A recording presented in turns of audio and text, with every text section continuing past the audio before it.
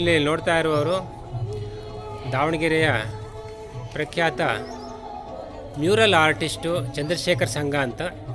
ಅವರು ಒಂದು ಪುಸ್ತಕದ ಬಗ್ಗೆ ಈಗ ತೋರಿಸ್ತಾ ಇದ್ದಾರೆ. ದೃಶ್ಯಕಲಾ ಕಾಲೇಜಿನ ಹಿಂಭಾಗದಲ್ಲಿರುವಂಥ ಸ್ಮಾರ್ಟ್ ಸಿಟಿ ಬಯಲು ರಂಗಮಂದಿರದಲ್ಲಿ ನಡೆದಿರುವಂತಹ ರಂಗಭೂಮಿ ಕುರಿತಾದಂತಹ ಪ್ರದರ್ಶನಕ್ಕೆ ಸಂಬಂಧಿಸಿರುವಂತಹದ್ದು. ಅವರೊಂದು ಎಕ್ಸಿಬಿಷನ್ನಲ್ಲಿ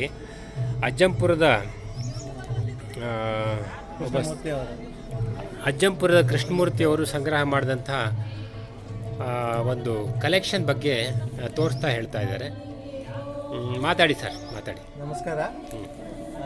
ಇಲ್ಲಿ ಅಜ್ಜಂಪುರ ಕೃಷ್ಣಮೂರ್ತಿ ಅವರು ಬರೀ ರಂಗಕಲೆಗೆ ಅಷ್ಟೇ ಅಲ್ಲ, ಲಲಿತ ಕಲೆಗಳ ಕುರಿತಾದ ಸಂಗ್ರಹಗಳನ್ನು ಸಾಕಷ್ಟು ಮಾಡಿದ್ದಾರೆ. ದೈನಿಕ ಪತ್ರಿಕೆಗಳಾದ ಸುಧಾ, ತರಂಗ, ಪ್ರಜಾವಾಣಿ, ವಿಜಯ ಕರ್ನಾಟಕ ಹೀಗೆ ಹಲವಾರು ಪತ್ರಿಕೆಗಳು ಬಂದಂಥ ಕಲೆಗೆ ಸಂಬಂಧಿಸಿದ ಲೇಖನಗಳನ್ನು ಭಾಳ ಹಳೆಯದು, ಸುಮಾರು 30 ವರ್ಷದಿಂದ ಸಂಗ್ರಹ ಮಾಡಿದ್ದಾರೆ. ಇದು ಒಂದೊಂದು ಪುಸ್ತಕಗಳು ಒಂದು ಆಕಾರ ಗ್ರಂಥಗಳ ಥರ ಇದಾವೆ ಅಂದರೆ ತಪ್ಪಾಗಲಾರ್ದು. ಭಾಳ ಅಪರೂಪದ ಸಂಗ್ರಹ ಅವರು ಮಾಡಿರೋದು, ಭಾಳ ಶ್ರಮಪಟ್ಟು ಮಾಡಿದ್ದಾರೆ. ಅದು ಕಲಾ ವಿದ್ಯಾರ್ಥಿಗಳಿಗಂತೂ ಭಾಳ ಉಪಯುಕ್ತವಾದ ಮಾಹಿತಿ ಸಿಗುತ್ತೆ ಇದರಿಂದ. ಇವನ್ನ ನೋಡ್ತಾ ಇದ್ದರೆ ಇಡೀ ನಮ್ಮ ಕರ್ನಾಟಕದಲ್ಲಿ ಕಲಾ ಚಟುವಟಿಕೆಗಳು ಹೇಗೆ ನಡೆದಿದ್ದಾವೆ ಅನ್ನೋದು ಹಂತ ಹಂತವಾಗಿ ನಮಗೆ ಇತಿಹಾಸ ಗೊತ್ತಾಗುತ್ತೆ. ತುಂಬ ಶ್ರಮ ಇದೆ ಮತ್ತು ಒಂದು ಕಮಿಟ್ಮೆಂಟ್ ಇದೆ. ಆಮೇಲೆ ಗುಂಪುಗಳು, ಕಲಾವಿದರ ಗುಂಪುಗಳು ಕಟ್ಕೊಂಡು ಬೇರೆ ಬೇರೆ ಕಡೆ ಎಲ್ಲ ಪ್ರದರ್ಶನ ಮಾಡಿದ್ರಲ್ಲ, ಅಂಥ ಗುಂಪುಗಳ V4 ಅಂತ RM ಹಡಪದಾಗಿರ್ಬೋದು, ಶಂಕರ್ ಪಾಟೀಲ್, ಹೀಗೆ ಅನೇಕ ಕಲಾವಿದರ ಪ್ರದರ್ಶನಗಳ ಮಾಹಿತಿ ಬಂದಂಥ ಪೇಪರ್ ಕಟ್ಟಿಂಗ್ಸ್ಗಳನ್ನು ಸಂಗ್ರಹ ಮಾಡಿದ್ದಾರೆ.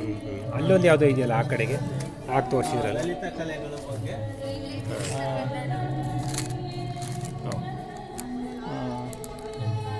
ಬೇರೆ ಬೇರೆ ಕಲಾ ಸಂಗ್ರಹಾಲಯಗಳ ಬಗ್ಗೆನೂ ಬರೆದಿದ್ದಾರೆ, ಅಪರೂಪವಾಗಿರುವಂಥವು.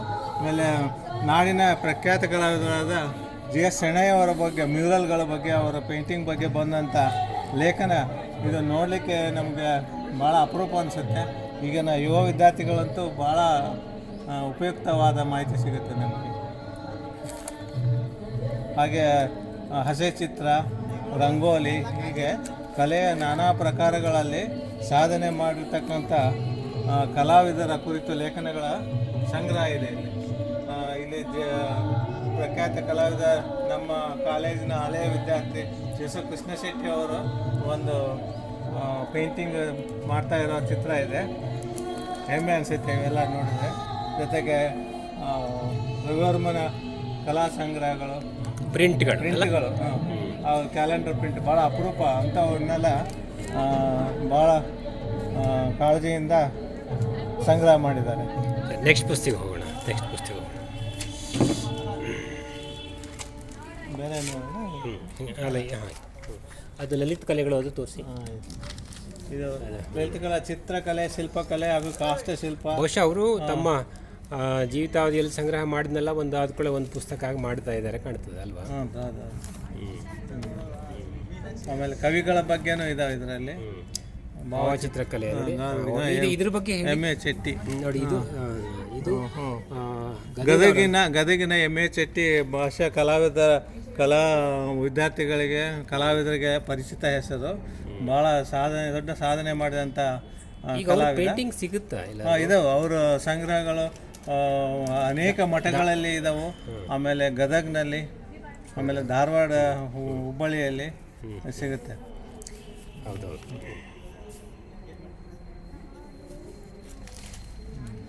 ಇದು D.B. ರಾವ್ ಅವರ ಚಿತ್ರ, ಅವರ ಕಲಾಕೃತಿಗಳು. ಹಾಗೆ ಸಮಕಾಲೀನ ಕಲಾವಿದರ ಬಗ್ಗೆ ಲೇಖನಗಳನ್ನೆಲ್ಲ ಸಂಗ್ರಹ ಮಾಡಿದ್ದಾರೆ, ಕಲಾಕೃತಿಗಳು. ಬರೀ ಈಗ ಚಿತ್ರಕಲಾ ಪರಿಷತ್ತಿನ ನಂಜುಂಡರಾವ್ ಅವರು ಸಂಸ್ಥಾಪಕರು, ಚಿತ್ರಕಲಾ ಪರಿಷತ್ನ ಸಂಸ್ಥಾಪಕರಲ್ಲ, ತುಂಬ ಒಳ್ಳೆ ಮುಂದುವರಿಸ್ತಾರೆ.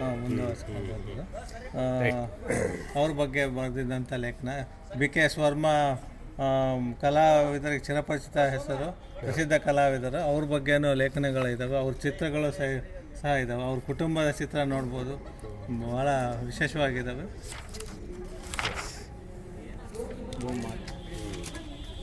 ಈ ಕಡೆ ಎಲ್ಲ ರಂಗಕರ್ಮಿಗಳ ಬಗ್ಗೆ ಇದೆ. ಇವೆಲ್ಲ ಕನ್ನಡ ರಂಗಭೂಮಿ. ನಂದು ಒಂದು ಅನಿಸಿಕೆ ಆಯ್ತು. ನನಗೂ ಇದಕ್ಕೆ ಏನು ಗಿರೀಶ್ ಸಂಬಂಧ ಕಾರ್ನಾಡ್. ಹೌದು, ಇದಕ್ಕೆ ನಿಮ್ಮ ನನಗೂ ಚಿತ್ರಕಲೆಗೆ ಏನು ಸಂಬಂಧ ಅಂದರೆ, ಚಿತ್ರಕಲೆಗೆ ನೀವು ಚಿತ್ರಕಲಾವಿದ್ರಲ್ಲ, ರಂಗಭೂಮಿಗೆ ಏನು ಸಂಬಂಧ? ರಂಗಭೂಮಿಗೆ ಹೇಗೆ ಸಂಬಂಧ ಅಂದರೆ, ಈ ಕಡೆ ಬನ್ನಿ ಸರ್. ನಾನು ಕಲಾ ಕಾಲೇಜಿಗೆ ಸೇರೋದಕ್ಕಿಂತ ಮೊದಲು SSLC ಆದಮೇಲೆ ನಾನು ಕಲಾ ಕಾಲೇಜ್ ಸೇರಬೇಕು ಗದಗ ಅಥವಾ ದಾವಣಗೆರೆಗೆ ಹೋಗ್ಬೇಕಂದ್ರೆ ನಮ್ಮ ಮನೆಯಲ್ಲಿ ಕಲಿಸೋ ಪರಿಸ್ಥಿತಿ ಇರಲಿಲ್ಲ. ಅದಕ್ಕೆ ಯಾವುದಾದ್ರೂ ಕಲಾವಿದರಲ್ಲಿ ಕಲಿತೀನಿ ಅಂತಂದು ಹಠ ಬಿದ್ದಿದ್ದಕ್ಕೆ ನನಗೆ ಖೇಮರಾಜ್ ಕೆಂದುಳ್ಳಿ ಅವರು ಪೇಂಟರ್ ಅಂದರೆ ಇಲ್ಲಿ ಗೋಡೆಗೆ ಪೇಂಟ್ ಮಾಡೋರಿರ್ತಲ್ಲ ಆ ಥರ ಅಂತಾರೆ. ಆದರೆ ನಮ್ಮ ಕಡೆ ಪೇಂಟರ್ ಅಂದರೆ ಬರದೇ ಬರೋದು, ನಾಟಕಗಳಿಗೆ ರಂಗಸಜ್ಜಿಕೆ ತಯಾರು ಮಾಡೋಂಥ ಕಲಾವಿದರು. ಅಂಥ ಕಲಾವಿದರು, ಪ್ರಸಿದ್ಧ ಕಲಾವಿದರು, ರಾಜ್ಯೋತ್ಸವ ಪ್ರಶಸ್ತಿ ಪಡೆದಂಥ ಕಲಾವಿದರು. ಅವರಲ್ಲಿ 2 ವರ್ಷ ಇದ್ದೆ ನಾನು. ನೀವು ಅಂದರೆ ಆರಂಭಿಕವಾಗಿ ಈ ರಂಗಭೂಮಿಯ ಪರದೆಗಳನ್ನು ಪೇಂಟ್ ಮಾಡೋರ ಹತ್ರ ತರಬೇತಿ. ನಾನು ಚಿಕ್ಕವನಿದ್ದಾಗ ಪರದೆ ನಮ್ಮದು ಇಳಕಲ್ ಪ್ರಸಿದ್ಧವಾದ ಸ್ಥಳ. ಈ ನಾಟಕ ಕಂಪ್ನಿಗಳಿಗೆ ಮತ್ತು ರಂಗ ಸಜ್ಜಿಕೆಗೆ ಅಲ್ಲಿ ಹಲವಾರು ಕಲಾವಿದರಿದ್ದರು. ಅವ್ರು ಬರೆಯೋದನ್ನ ನೋಡ್ತಾನೆ ನಮ್ಮನ್ನು ಬೆಳೆದಿರೋದು. ಆಮೇಲೆ ನೀವು ಕಾಲೇಜಿಗೆ ಹೋದ? ಆಮೇಲೆ ಇಲ್ಲಿ ಕಾಲೇಜಿಗೆ ಬಂದೆ. ಹಾಗಾಗಿ ನನಗೆ ಅಲ್ಲಿಯ ಪರದೆಗಳು ಹೇಗೆ, ಆಮೇಲೆ ಪರಿಕರಗಳು ಹೇಗಿದ್ವು, ಆಮೇಲೆ ಬಣ್ಣಗಳು ಹೇಗೆ ತಯಾರು ಮಾಡ್ತಿದ್ರು, ಅದು ಭಾಳಷ್ಟು ಸಹಾಯ ಆಯಿತು ನನಗೆ. ಸರ್, ಅಂದಾಗೆ ಆ್ಯಕ್ಚುಲಿ ದಾವಣಗೆರೆಯಲ್ಲಿರುವಂಥ ಕೆಲವೇ ವೃತ್ತಿಪರ ಕಲಾವಿದರಲ್ಲಿ ನೀವು ಒಬ್ಬರಾಗಿದ್ದೀರಿ. ವಿಶೇಷವಾಗಿ ಮ್ಯೂರಲ್ ಆರ್ಟ್ ನಿಮ್ಮ ಆಯ್ಕೆ ಆಗಿದೆ. ಆಮೇಲೆ ಬಹುಶಃ ಮೋರ್ ದೆನ್ ಎಷ್ಟಿದೆ ನಿಮ್ಮ ಮ್ಯೂರಲ್ಗಳು? ಸುಮಾರು ಇಲ್ಲಿ 100 ಇದ್ದಾವೆ. 100 ಇದ್ದಾವೆ.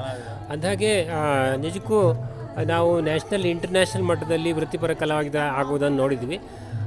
ವಿಶೇಷ ಅಂದರೆ ಚಂದ್ರಶೇಖರ್ ಸಂಘ ಒಂದು ದಾವಣಗೆರೆಯಂತಹ, ಅಂದರೆ ಹಾಗೆ ನೋಡಿದರೆ ಅಷ್ಟೇನು ಕಲೆಗೆ ಬೇಡಿಕೆ ಇಲ್ಲದ ಊರಲ್ಲಿ ಕಲಾವಿದರಾಗಿ ತಮ್ಮ ಜೀವನವನ್ನು ನಡೆಸಿರುವಂತಹದ್ದು ಅದ್ಭುತವಾದಂತಹ ವಿಚಾರ. ಒಂದು ನಾನು ಹೇಳ್ತೀನಿ, ಇಷ್ಟಪಡ್ತೀನಿ. ಕೊನೆಯದಾಗಿ 1-2 ಮಾತನ್ನು ಹೇಳ್ಬಿಡಿ. ನಾನು ಎಲ್ಲರೂ ಈ ನಮ್ಮ ಕಾಲೇಜಿನ ಪ್ರಾಡಕ್ಟ್ ಥರ ಹೇಗಿತ್ತು ಅಂದರೆ, ಮುಗಿಸಿದ ತಕ್ಷಣ ಬೆಂಗಳೂರಿಗೆ ಹೋಗ್ಬಿಡೋದು, ಆ ಅಡ್ವರ್ಟೈಸಿಂಗ್ ಏಜೆನ್ಸಿಯಲ್ಲಿ ಕೆಲಸ ಮಾಡೋದು ಅಂತ. ಅದೊಂಥರ ಸಿದ್ಧವಾಗಿ ಬಿಟ್ಟಿದ್ರು ಎಲ್ಲರೂ. ನನಗೂ ಹಾಗೆ ಅಂತ ಅಂದ್ಕೊಂಡ್ಬಿಟ್ಟು ನಾನು ಒಂದು 6 ತಿಂಗಳು ಅಲ್ಲಿ ಬೇರೆ ಬೇರೆ ಕಡೆ ಕೆಲಸ ಮಾಡಿ ನನಗೆ ಯಾಕೋ ಹಿಡಿಸ್ಲಿಲ್ಲ.